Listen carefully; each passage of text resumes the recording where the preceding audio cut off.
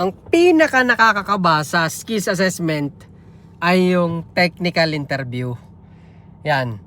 So, pag nandiyan na kayo sa technical interview, siyempre, Australiano yung mag-i-interview sa inyo. Kailangan talaga na-review nyo yung mga reviewer kung maibibigay sa inyo yung reviewer. Kung wala, message nyo ako. Bibigyan ko kayong reviewer.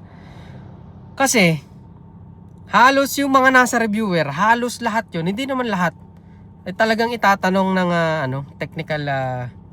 technical expert. At tumagal yung interview ko ng 1 hour and 15 minutes. Mga ganun. Yung iba, mas mabilis ng konti. Yung iba, mas matagal.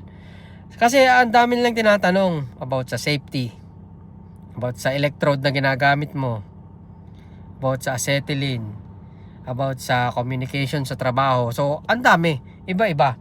Kaya nga pag hindi ka nag-review, kasi halo-halo ka na dyan eh. Hindi ka nag-interview, sorry, hindi ka nag-review tapos kinakabahan ka pa, ay lulugahin ka. Kasi nga ako, sa safety na nga lang eh, yung tinanong sa akin. Sa safety pa yung yung na mental block ako. Nakasagot ako pero parang kumbaga sa putukan, medyo malapit yung sagot ko. Tapos, ang maganda sa assessor, alam nyo, mababait naman yan sila. Ililid kaya dun sa sa sagot na mas tama. Sabi niya, do you mean ganito? Tapos ay, yeah sir, I mean ganyan. Yan.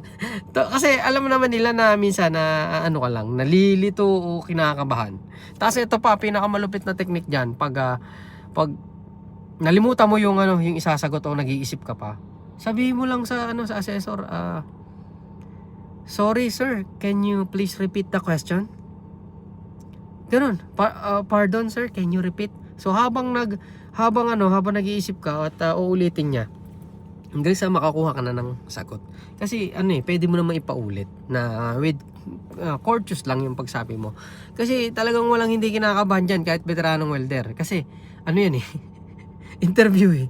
Parang pag hinangin mo na yan dyan, tapos na yan okay na yan eh. Ayaw natin ng kausap tayo, basta gagawin natin trabaho. Pero doon, putik, kada tanong, putik English yan. Tapos minsan islang pa yun. Ang pinaka din doon.